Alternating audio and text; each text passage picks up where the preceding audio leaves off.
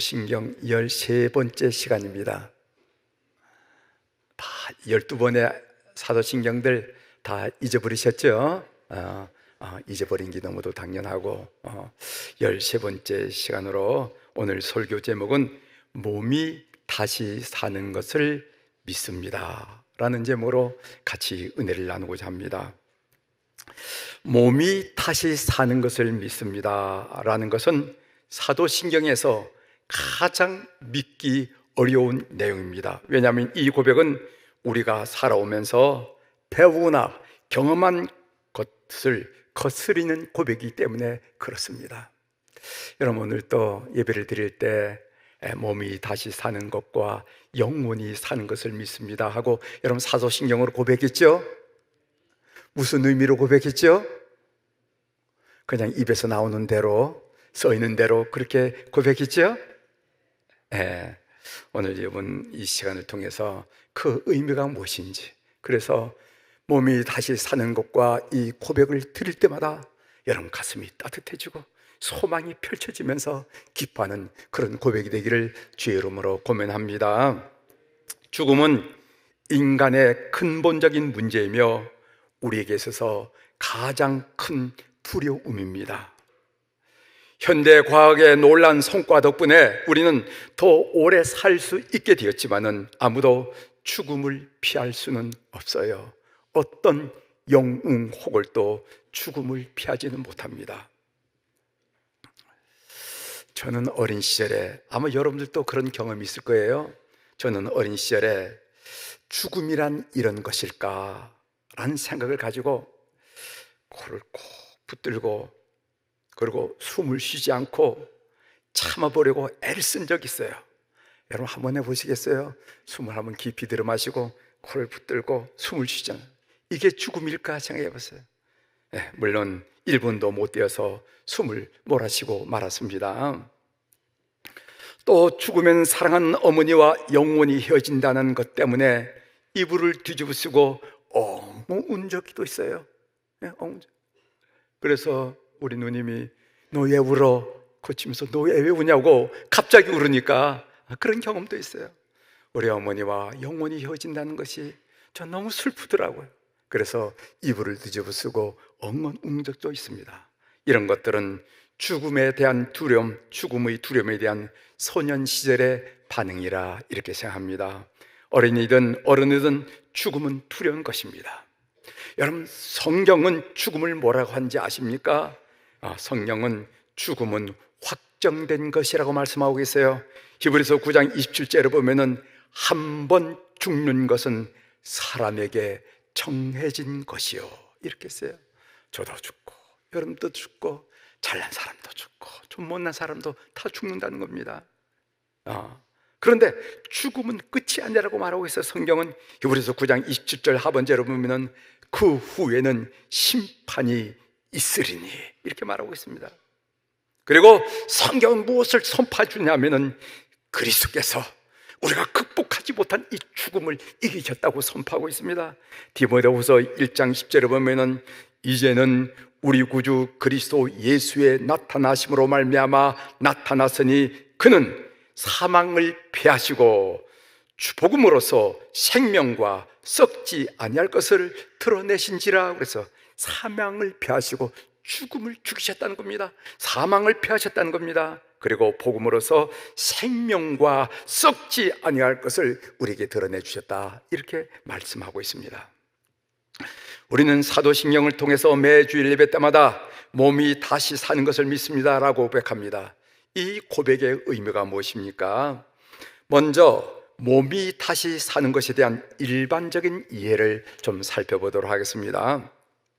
사도신경은 잘 들으셔야 됩니다. 그리고 여러분이 잘 들으시고 파악하셔야 됩니다. 사도신경은 영혼 불멸이 아니라 몸의 부활로 영생하게 됨을 고백하고 있습니다. 그 당시 세상은 헬라 철학의 영향 아래 있었습니다. 헬라 철학은 이원론, 즉 보이는 육체는 악하고 악한 것으로 보이지 않는 영혼은 선한 것으로 믿었습니다. 따라서 구원이란 무엇인가? 그것은 육체에 갇혀 있던 영혼이 육체로부터 해방되는 것, 그것을 구원으로 이해했습니다. 그 당시 헬라 문화권에 사는 사람들은 대부분은 우리의 이 육신 몸은 소멸되는 것으로 믿었고, 그리고 영혼은 불면하는 것으로 믿었습니다. 그들에게 있어서 몸이 사후에 부활한다는 것은 상상조차 할 수 없는 일이었습니다. 그러나 기독교 신앙은 무엇을 말하냐면 영혼 불멸이 아니라 몸의 부활로 영생함을 믿습니다. 이것이 기독교 신앙이라는 거예요. 두 번째로 사도신경은 천인적인 구원을 고백하고 있습니다. 우리가 믿는 것은 영혼 구원뿐만 아니라 육체 구원을 포함한 전인 구원이라는 것입니다. 몸의 부활은 구원의 마지막 단계입니다. 구원의 첫 단계가 뭐냐면은 우리는 죄로 인한 벌에서 구원을 받습니다. 이것은 우리가 그리스도를 믿을 때 일어난 일이죠. 우리 삶 속에 일어난 일이죠. 이것을 우리가 신학적으로 의롭다. 우리가 우리 모세 선교에서 의인에 대해서 배웠는데 의인이라고 말하는 겁니다. 구원의 두 번째 단계는 무엇이냐면은 우리는 죄 능력으로부터 구원을 받습니다. 우리는 예수 그리스도를 믿는 성도이지만은 우리 속에 있는 제 능력이 있어요. 그래서 때로는 그 능력에 우리가 쳐서 굴복할 때는 많이 있습니다. 죄 능력으로부터 구원받습니다. 이것은 성령의 능력으로 우리에게 하루하루 점진적으로 일어난 일입니다. 이것을 성화라고 얘기하는데 성령의 능력으로 일어난 성화. 그리고 구원의 세 번째 단계가 있는데 이 3단계는 무엇이냐면은 우리는 죄의 존재 자체로부터 구원을 받는다는 것입니다. 이것은 우리의 몸이 죽은 자 가운데서 부활하고 하나님의 능력으로 변화될 미래에 일어나게 될 일입니다. 이것을 우리는 영화라 이렇게 표현했어요.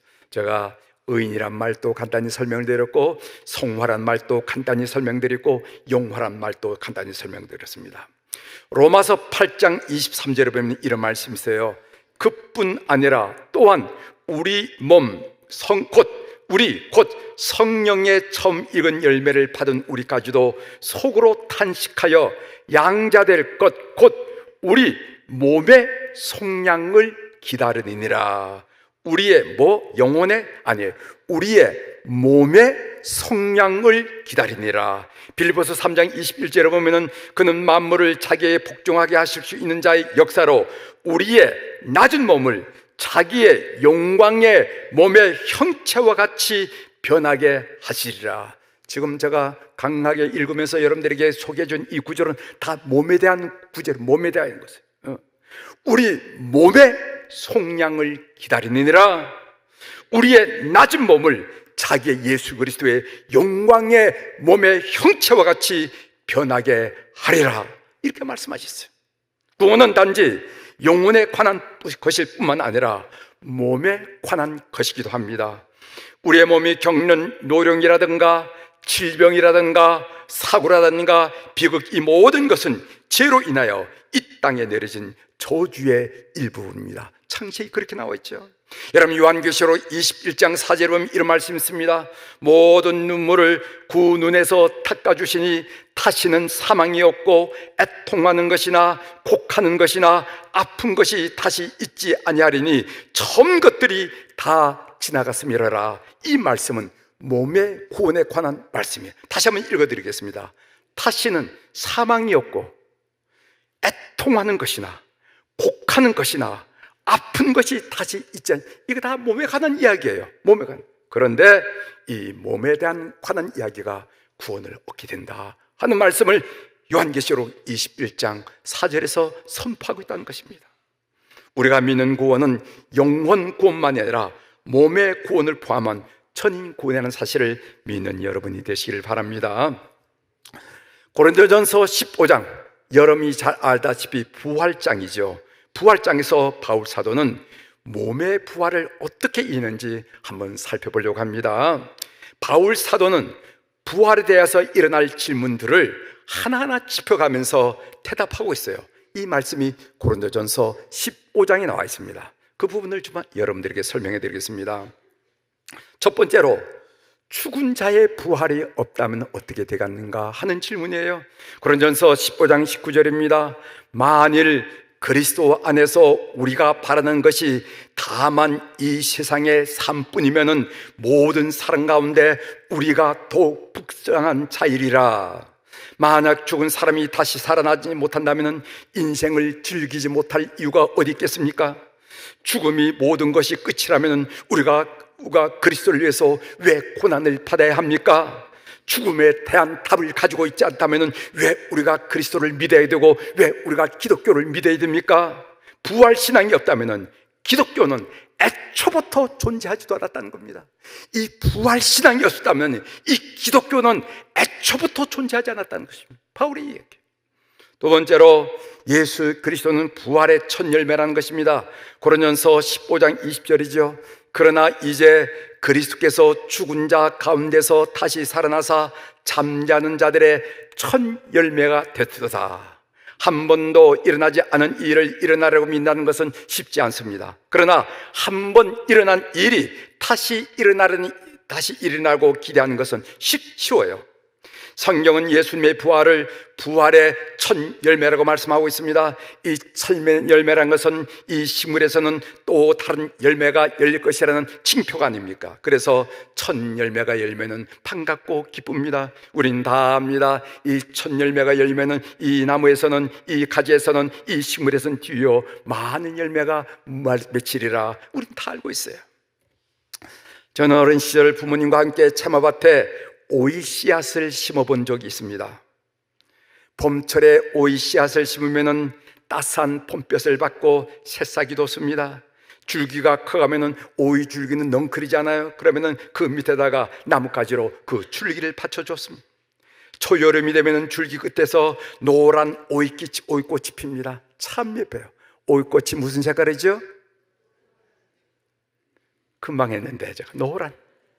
도시에 사시는 여러분들은 모르겠지만 저는 태생이 시골이다 보니까 오이꽃이 노란 꽃인 줄 알아요. 얼마나 예쁜지 몰라요. 오이꽃이 떨어지면요 파랗고 싱그러운 오이가 살을 찌웁니다. 그런 오이를 보느라면 한없이 기쁩니다. 아침마다 그 오이를 찾아봤어요. 그 열매는 애쓴 보람이기 때문에 기쁩니다. 그런데 그것만은 아닙니다. 그 첫 열매는 아직 꽃이 피지 않았지만은, 아직 다른 열매가 내 눈에 보이지는 않았지만은 오이넝쿨 가득히 오이가 주렁주렁 열릴 것이라는 징표이기 때문에 하는 기쁨을 주었던 것입니다. 예수 그리스도의 부활은 우리의 부활을 알리고 확증하는 첫 열매라는 것입니다. 우리는 예수님을 따라 부활할 것이라고 바울사는 우리에게 가르치고 있는 거예요. 세 번째로, 죽은 사람이 어떻게 다시 살아납니까? 여러분, 고린도전서 15장 35절부터 37절에 이런 말씀이 있습니다. 누가 묻기를 죽은 자들이 어떻게 다시 살아나며 어떠한 몸으로 오느냐 하리니, 어리석은 자여, 내가 뿌린 씨가 죽지 않으면 살아나지 못하겠고 또 내가 뿌리는 것은 장래의 형체를 뿌리는 것이 아니요 다만 밀이나 다른 것의 알강이 뿐이로되. 바울 사도는 한 생명이 다양한 형체, 몸을 가질 수 있다는 것을 식물과 동물의 예를 들어서 우리에게 설명합니다. 이 사실을 모르는 사람 보고 어리석은 자여 이렇게 얘기하면서 얘기하는 거예요. 여러분, 식물을 잘 관찰해보면요, 한 생명이 씨앗으로 변형이 되고 또 한 생명이 씨앗이 썩고 줄기로, 그 줄기가 꽃으로, 그리고 꽃이 열매로 그 몸이 변하는 것을 우리가 보게 됩니다. 생명은 연속되지만은 연속성, 몸 형체는 연속되지 않습니다. 비연속성. 식물만 그런지 않습니까? 동물도 마찬가지입니다. 여러분, 곤충을 한번 자세히 관찰해 보십시오. 곤충은요, 한 생명이 알로, 그 알이 애벌레가 번데기로, 그 번데기가 조금 시간이 지나면 나비로 변해서 창공을 비상하는 것을 우리가 보게 됩니다. 동물 또한 생명은 연속되지만 연속성, 몸 형체는 연속되지 않습니다. 비연속성. 이런 자연 이치에서 보듯이 인간 생명도 연속성을 가지지만은 이 세상 우리가 사는 몸과 부활의 몸은 연속되지 않는다는 것을 바울 사도께서 가르치면서 이 말씀을 못 알아듣는 사람을 향해서 어리석은 자여 이렇게 안타까워하면서 설명한 대목을 우리가 보게 됩니다. 사람은 어떤 몸으로 부활합니까? 바울 사도가 설명한 부활의 몸은요, 썩지 아니할 몸이라고 했어요. 고린도전서 15장 42절입니다. 죽은 자의 부활도 그와 같으니 썩을 것으로 심고 썩지 아니할 것으로 다시 살아며, 부활한 몸은 영광스럽고 강한 몸이라고 말했습니다. 고린도전서 15장 43절에 보면 욕된 것으로 심고 영광스러운 몸으로 다시 살아나며, 우리의 삶이 얼마나 욕됩니까? 하나님 앞에 죄송스럽잖아요. 죄송스럽. 욕된 것으로 심고 영광스러운 것으로 다시 살아나며, 약한 것으로 심고 강한 것으로 다시. 얼마나 약합니까? 조금만 미끄러지면요, 발목이 상하고 팔뚝이 부러지고 이런 거죠. 부활한 몸은 어떤 몸인가? 신령한 몸이라고 그랬습니다. 고린도서 15장 44절에 보면은 육의 몸으로 심고 신령한 몸으로 다시 살아나니 육의 몸이 있은즉 또 영의 몸도 있느니라. 사랑하는 성도 여러분, 그런 부활의 몸이 있는가 보다 하고 귓등으로 넘기지 마시고 내가 그런 부활의 몸을 입는다고 생각해 보시길 바랍니다. 잠시 모든 것을 멈추고, 아니 내가 그런 몸을 입어? 놀랍고, 얼마나 놀랍고 황홀한 일이 되는지. 아니 내가 그런 옷을 입어? 내가 그런 몸을 입을 수가 있어? 우리가 천국에서 살게 될 때 이 몸 그대로 간다면 어떻게 되겠습니까? 조금만 일해도 피곤함을 느끼고 쉬이 병들고 늙는 이런 몸을 가지고 어떻게 영혼을 이야기하는 영혼을 잇댄 삶을 살 수가 있겠습니까? 하나님은 모든 동물에게 각각의 적절한 몸을 주셨습니다. 공중의 새에게는 날아가게 적절한 몸을 주셨습니다. 물에 사는 물고기에게는 헤엄치기에 적절한 몸을 주셨습니다. 그리고 땅 위에 사는 동물들에게는 땅 위에서 살아가기에 적절한 몸을 주셨습니다. 우리 인간의 몸은 현대 유전학, 우리 인간의 몸은요, 이 세상에서 살아가기에 적절한 몸을 주셨습니다. 그런데 인간의 몸은요, 생물학에서도 파악하기 어려울 정도로 신묘막측해. 우리 눈 하나만 봐도 그렇고, 우리 이빨 하나만 봐도 그렇고, 귀만 하나 봐도 그렇고. 며칠 전에 저희 고등학교 동창 모임을, 지난해 이제 송년 모임을 가졌는데, 한 친구가, 우리 교우들도 연세가 높으신 어른이 이제 지팡이를 짚고 오시는 분들도 계십니다만, 아니 지팡이를 짚고 왔다라고 깜짝 놀랐어. 너 왜 지팡이 짚었냐고 그랬더니까, 아니 당뇨 때문에 이 새끼 발가락 하나를 잘라냈는데 균형을 못 잡겠다. 균형을. 계단 올라가도 넘어지고 내려올 때도 넘어지고 뭐 조금만 걸려도 넘어지고, 그래서 내가 지팡이를 짚고 다닌다고 이렇게 얘기하더라고. 그랬더니 그 친구가 그 자기 양말을 보여주면서 하는데, 보일 듯 말 듯한 새끼 발가락 요거 하나 잘라버린 거야. 네? 그런데 그렇게 균형을 못 잡고 넘어진다는 거예요. 우리 인간의 지체는요, 머리끝부터 발까지, 머리카락 하나, 발톱 하나 이리까지 신묘막측한 존재, 하나님이 이 땅에 살아가도록 최고의 작품을 만드셨어요. 그런 작품 믿음을 여러분 믿으시길 바랍니다. 이와 같이 하나님은 우리에게 천국에서 영원히 살아가게 적절한 새 몸을 주실 것입니다. 바울 사도는 이 몸을 뭐라고 말하냐면 신령한 몸, 스피리추얼 파디라고 했어요. 우리가 이 땅에 살아갈 때 피지컬 파디가 필요한 것처럼 우리가 천국에서는 신령한 파디, 스피리추얼 파디, 그것은 신령한 몸을 주셨다고 이렇게 설명했습니다. 여러분, 신령한 몸이 어떤 몸인지 알려면 예수님의 부활하신 몸을 관찰해 보면 예상할 수가 있습니다. 예수님이 십자가에 못 박히자 예수님의 제자들은 몹시 두려워했습니다. 예수님을 죽인 사람들이 틀림없이 자기들도 죽일 것이라고 생각했습니다. 그래서 그들은 방문을 꼭꼭 걸어 잠기고 숨어 있었어요. 그때 갑자기 부활하신 예수님께서 그들 가운데 나타나셨습니다. 샬롬, 그대에게 평안이 있을지어다. 문을 걸어 잠궜는데도 불구하고 갑자기 예수님이 나타나자 제자들은 화들짝 놀라면서 그것은 예수님의 영으로 생각했어요. 영으로. 아이고, 예수님의 영이 오셨는가 보다. 예수님은 그들의 생각을 하시고, 영은 살과 뼈가 없지만은 만져보아라, 나는 살과 뼈가 있다라고 말씀하셨습니다. 실제로 도마 같은 제자는 못자국과 창자국, 예수님이 몸에 난 목자국과 창자국을 위에 손을 넣어본지도 몰라요. 예수님이 이어서 여기 뭐 먹을 것이 없느냐 하시면서 음식을 같이 드셨어요. 부활하신 예수님의 몸은 볼 수도 있었고 만질 수도 있었고 음식을 먹을 수도 있었어요. 그런 몸이었습니다. 동시에 시간과 공간의 제한을 받지 않았습니다. 문을 걸어 잠궈도 들어오실 수 있었고 문을 열지 않아도 나갈 수 있었습니다. 또한 감난산 위에서 승전하실 때는 중력의 법칙에 영향을 받지 않았습니다. 그래서 그 몸으로 하늘로 올라가시더라 이 말이지. 우리의 과학적인 지식으로는 죽었다가 깨나도 이해할 수 없지만은 그것이 바로 우리가 입을 신령한 몸이라는 것입니다. C.S. 루이스는 변환이라는 설교에서 트랜스포지션, 변화이라는 설교에서 부활할 때 성도들이 경험할 영화로운 상태에 대해서 다음과 같이 묘사했습니다. 한번 잘 들어보세요. 천천히 읽어드리겠습니다. 우리가 경험할 부활의 몸은 마치 지하 감옥에서 여제수의 아이로 태어나 한 번도 바깥에 나와보지 못한 상태로 아이는 어머니가 그려준 그림으로 바깥 세상에 대하여 배우는 것과 같다. 아이는 어머니가 연필로 그려준 그림들, 삼각형 산은 뭔지 아니? 삼각형. 타원형에 넣어서 너희가 나가면 호수를 보게 되는데 호수는 타원형으로 생각했어. 그리고 자동차가 있는데 자동차 소리 들을지 그건 네모난 거야. 그러나 아이는 바람에 흔들리는 나뭇가지, 그리고 수면 위에 가득 찬 햇빛 등 어머니의 그림으로 표현할 수 없는 섬세하고 다양한 바깥 세상을 알지 못한다. 우리가 경험할 부활의 몸도 이와 마찬가지다.